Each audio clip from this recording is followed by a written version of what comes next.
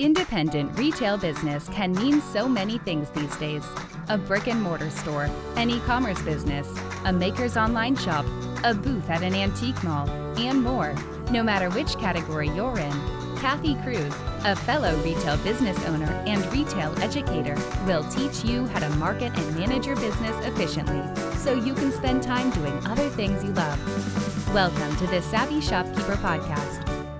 Welcome to episode 27 of the Savvy Shopkeeper Retail Podcast. It's titled, Let's Talk About the Mess in Our Retail Stores. I'm your host, Kathy Cruz. So I know I said I would come back today with an episode that isn't COVID related, and I promise this one isn't full of doom and gloom, but it is kind of COVID related. As a brick and mortar retail business owner myself, I simply can't deny what is going on right now. And although I have plenty of other topics that I could talk about, I feel like I would be doing an injustice to not address what we are experiencing now as a community of business owners. So, my intention for this episode is to share what many independent retail business owners are physically experiencing within their brick and mortar spaces. What's happened within our four walls or however many walls you might have in your store. And as a result, what's going on in our brains, which really don't seem to shut off these days. I want you to know that most likely what you're experiencing is what many other independent retail business owners are experiencing. Empathy is extremely important right now. First, I want to start off with a shopkeeper shout out. This podcast review was titled Easy to Understand and Listen to, and it was written by Regina of Country Heaven Home Decor and Gifts. And I will be sure to link her store's website in the show notes. Regina said, I've been listening to your podcasts in date order and have thoroughly enjoyed them. Each one is the perfect length of time. Little bits of important info. I'm sure I will be going back and listening to them again when I need a refresher. I'm so glad my friend told me about you, and I look forward to continue learning from you. I have had my brick and mortar for a year now and really need to fine-tune my business to figure out what is working and what is not. And she ended it by saying thank you. So, Regina, I want to say thank you for the review. I think that's what many shopkeepers will be focusing on in the months to come. What is working and what is not working. And I have a few future episodes planned to talk about this, so stay tuned for that. But thank you so much for the review. I really, really appreciate it. Okay, so let's get started on this episode. So some brick and mortar stores are open and some are closed and some are somewhere in between. It's a really unusual place to be as a business owner. I'll be the first to say that. No matter where you are in the spectrum, many of us could relate to a recent Savvy Shopkeepers Facebook group post. It was written by a shopkeeper named Mary Kay. And Mary Kay, if you're listening, I want to say thank you for starting the conversation. But she asked if anyone else was experiencing an extremely messy store and fears about opening again. Well, the response in this conversation in the group really appeared to be unanimous. So many shopkeepers could relate with Mary Kay, and I could too. So I want to first address, how did our stores become so messy over the past 2 to 3 months? And there are lots of reasons for this. We had to shift from in-store sales to online sales. We had to start juggling messages from all over. We were getting Facebook messages, Instagram DMs, emails, text messages, phone calls, web chat messages. I mean, I can go on however many other ways people could communicate with you as a retail business owner. And the reason was that so many of our customers were used to coming in and talking to us and seeing us regularly, and now they had to find a way to communicate with us online. So the messages just started coming in from everywhere, and that takes time. For some, we had to figure out how to sell gift cards online so that we could get a little cash injection in our business. And you wouldn't think that would be a big deal, but that also takes time. And that took a little bit of an adjustment because some people had never sold gift cards before, or some people were trying to sell e-gift cards and needed to figure out how to get that set up. We had to start bagging and organizing orders for curbside pickup. And when I say we, I mean we as brick and mortar store owners. We had to coordinate curbside pickup. We had to box and package orders for shipping. And there were supplies everywhere. For some of us who have never shipped orders, and you started offering shipping, now that meant that maybe you didn't have a designated space in your store for boxes and bubble wrap, and all of a sudden it started to take over either your storage room or maybe your actual retail area because you didn't have customers in the store anyhow. Some of us even had to shift to making things. I can't tell you how many shopkeepers I read about who were now making and selling masks, and they had never done that before. Or they were shifting and trying to find new items to sell. Another popular thing that I saw, aside from hand sanitizer, which of course was huge, but puzzles or project things or craft kits. Now all of that takes time. We had to start going live on Facebook and Instagram regularly so we could stay in front of our customers or clear out old merchandise or sell new merchandise. And when you go live on Facebook and Instagram, and let's say, for instance, you're selling a large quantity of inventory, that takes space in your store, and that takes a fairly good effort to run something like that. Whether you're using common sold software or whether you're doing it on your own, no matter what, it's a pretty decent sized effort when you do something like that. So when you take all of these things into account, yeah, your store is going to get messy. And this leads to, why did all of this cause a mess? Well, because whether you believe it or not, you had systems and processes in place for a brick and mortar retail store, for within that store, for the way that you ran your business before, and most likely not for an online store. And yes, there are many of us who were kind of dabbling in an online shop, maybe making an occasional sale, but this was a big difference. This went from, maybe getting an online order every day or a few per week to now multiple orders per day or maybe more, especially if you were selling masks or hand sanitizer. So we became different types of businesses. We became different types of stores. Another reason would be that, for many shopkeepers, we had team members that helped, but then you either had to let go of those team members or you had to lay them off. And many shopkeepers had to shift to running their stores and businesses alone or with very little help. And if you're used to a team of people doing all of that work and now you're shifting to doing it all alone, that's a huge adjustment.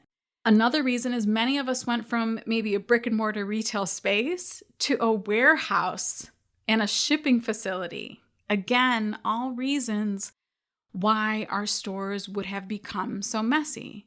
If you had never really sold online prior to this, things definitely got messy, and I touched on this already, but I get it because it happened to me. So my sister and I have an online shop. Yes, we would sell online. The majority of our online sales were probably tickets for workshops and not necessarily physical products that we were shipping, although we did ship fairly regularly. But this was different. This was much more frequently. So although in the basement I had a nice big rack with all my shipping supplies, now we were shipping enough and frequently enough that everything had to come upstairs. And things got messy. It actually got really sloppy.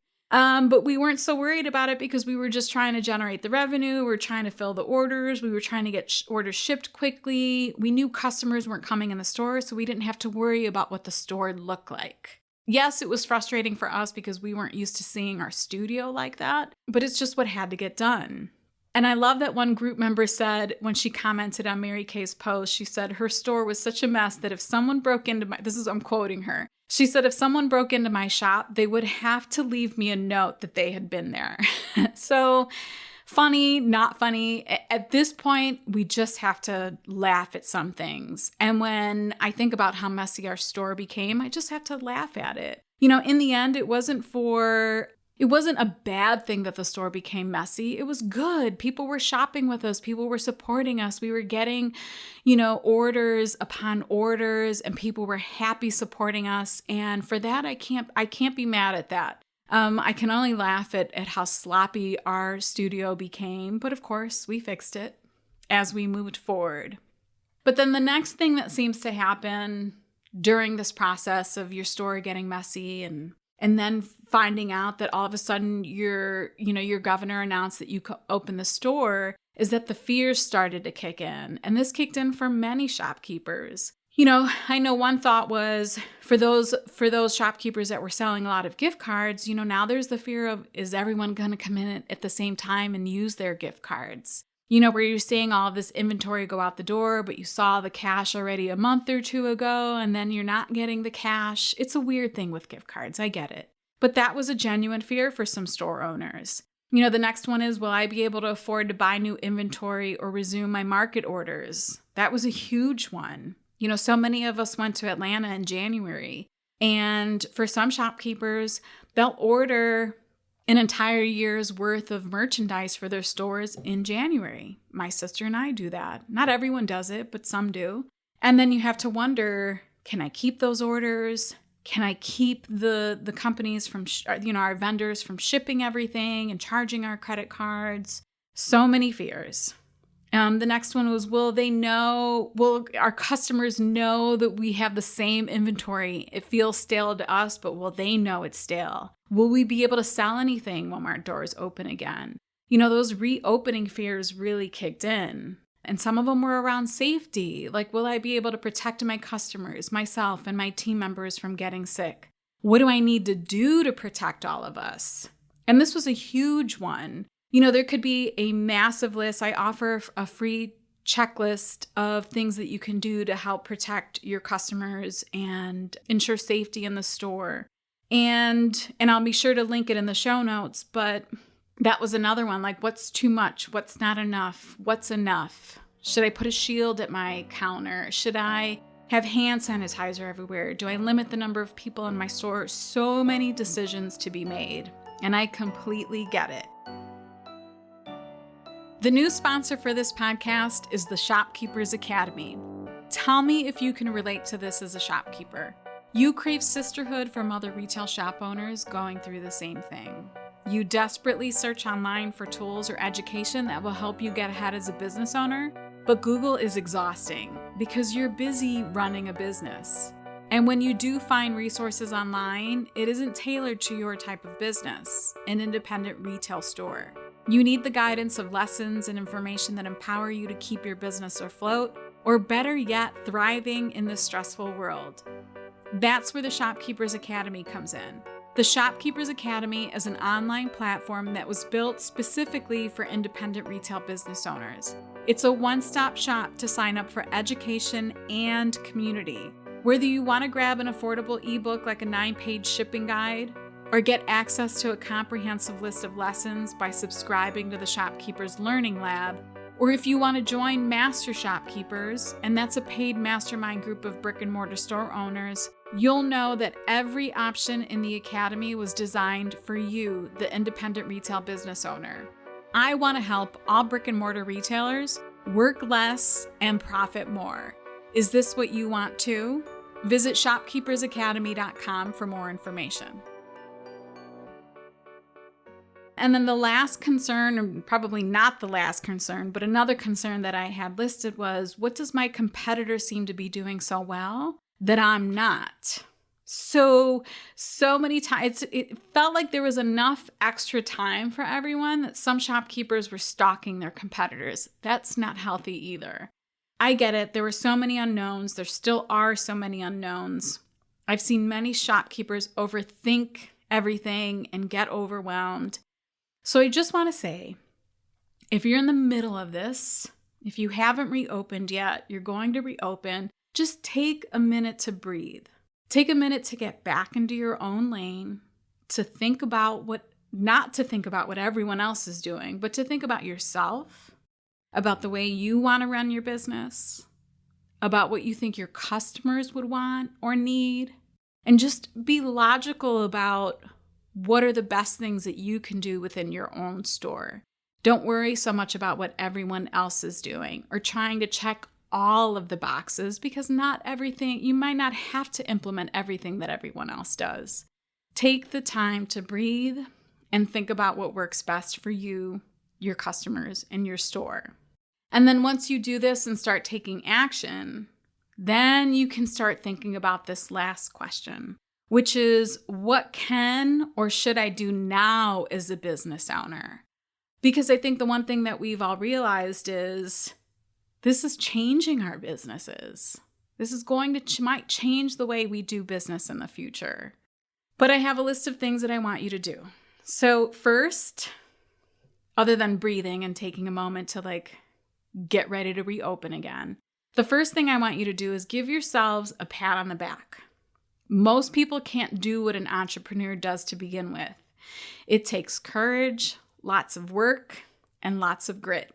So for us to shift the way we did is commendable. I mean, we really shifted. So take a bow, treat yourself to something nice, and celebrate that win. And trust me, I know we aren't out of the weeds yet, but one thing I've learned on this boss journey is that I have to celebrate my wins. I have to take a moment to give myself a pat on the back and tell myself, nice job for getting through that. So I think that's really important first. Second is to give yourself some grace. You just went through a bit of a storm. You really did. Your store may not look the way you want. You may not have accomplished as much as you hoped you would, but give yourself some grace. No matter how much we think we can do it all, oftentimes we can't, and that's okay. Third, create an action plan to get you where you want to be. Write a to-do list. If you start hiring team members back, start delegating. If you have family members that can help, ask for help. It's more than okay to ask your loved ones for help right now. These are really, really trying, challenging times. Your customers love you and most likely will give you more grace than you give yourself. I have to say, we really are our worst critics. Fourth, it might be time for a business reset. And I just touched upon this before, but this might have already crossed your mind. Some alarms may have gone off in your head during the past 2 months about how you wanted to change things before, but you didn't. There was something in your gut telling you that maybe you should have been shifting or doing things differently. You might be too much in the weeds right now to think about this. So move forward with steps 1 to 3 and then revisit number 4, which is the business reset when you can, but don't ignore it. In the next episode, I'll be talking about resetting your business. I'll also talk about my own personal experience with resetting because I'm right here with you. I'm experiencing many of the emotions, struggles, highs and lows right alongside you. So to summarize, yes, our stores are probably messy. Yep, we probably don't have it figured out right now.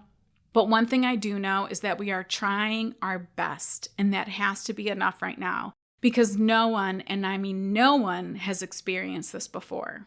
We're figuring it out as we go. If you want to see the show notes to this episode or find links to anything I mentioned, visit my blog at savvyshopkeeper.com/episode 27. That's savvyshopkeeper.com/episode 27. Man, I always feel like I get so winded. I think I talk too fast. But if you ever listen to an episode and feel like it'd help a friend or someone you know, please share it or leave a review. I know these episodes can help many other shopkeepers. Sharing and leaving reviews on the Apple Podcast app is one of the best ways that I can reach many other small business owners because it's just like social media. The more engagement I get on the podcast app, the more it will get shown to other retailers looking for similar podcasts. So until the next episode, be savvy and boss up.